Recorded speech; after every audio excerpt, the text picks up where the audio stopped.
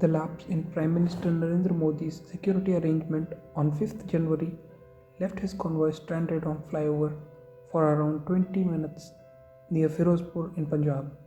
Taking cognizance of the matter, Supreme Court on Monday said it would form a committee headed by a retired Supreme Court judge to conduct time-bound and independent inquiry. Here, we will not talk about the political aspects as the matter is still sub judice in the Honorable Supreme Court.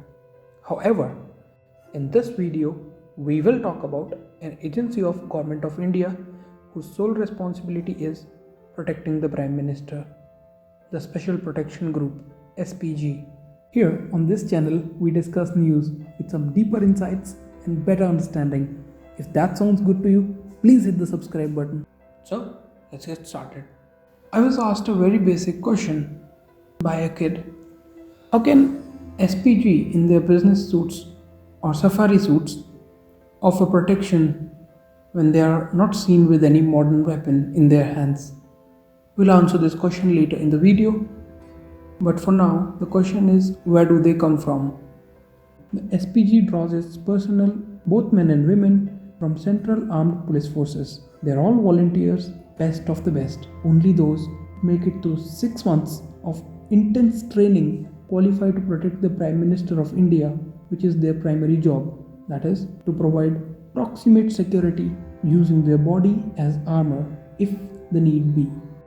So, the question arises, what is proximate security?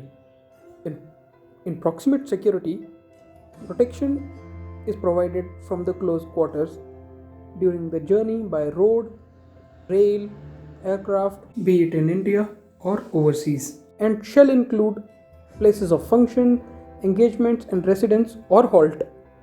So this is what proximate security is, and we have talked about their rigorous training, but once they are in service, they are put through annual tests, and those who fail are stood down from active duty and are given a period to qualify, failing which they are sent back to their parent force. This is all about where they come from.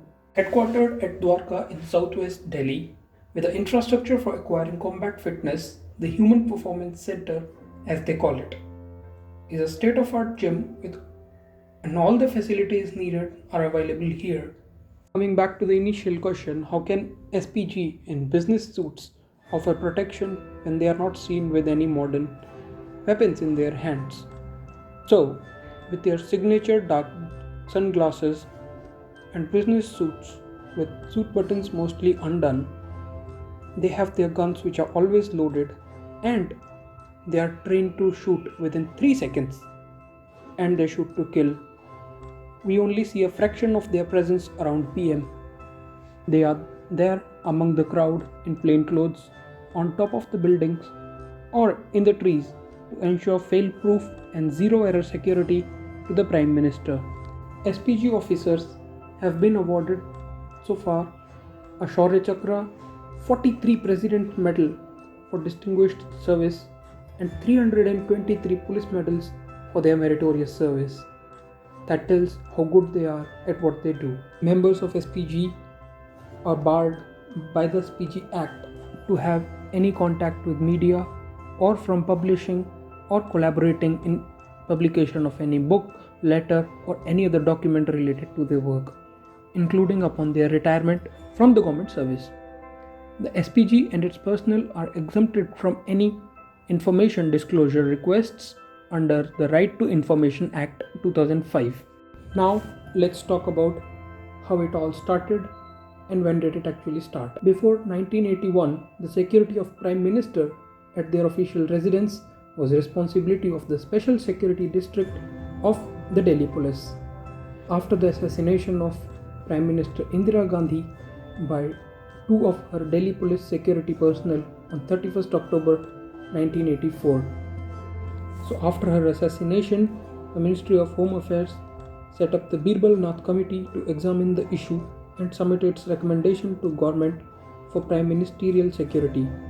The Special Protection Group was raised in 1985 with the intention to provide proximate security cover to Prime Minister and their immediate family members.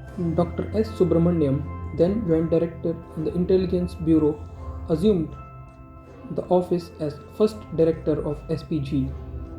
In 1991, after Rajiv Gandhi's assassination, the SPG Act was amended to provide security to all former Prime Ministers and their immediate family for 10 years after demitting the office. For this reason, Mrs. Sonia Gandhi and her children, Rahul Gandhi and Priyanka Gandhi, received SPG protection since Rajiv Gandhi's assassination for 28 years, that is, until 2019, owing to their political activity in the Indian National Congress. On 27th November 2019, the Parliament of India passed Special Protection Group Amendment Act 2019. Now, the SPG provides security to only Prime Minister of the day and their immediate family members residing with them. The former Prime Ministers and their immediate family living with them at the allotted residence for the 5 years since demitting the office will also be eligible for the SPG security. In the current scenario, this means that the 3,000 strong force plus its highly trained dog squad will be responsible solely for the protection of one person, that is the Prime Minister Narendra Modi. Please like, comment, share and subscribe to Draft Unit for more such informative videos. Thank you.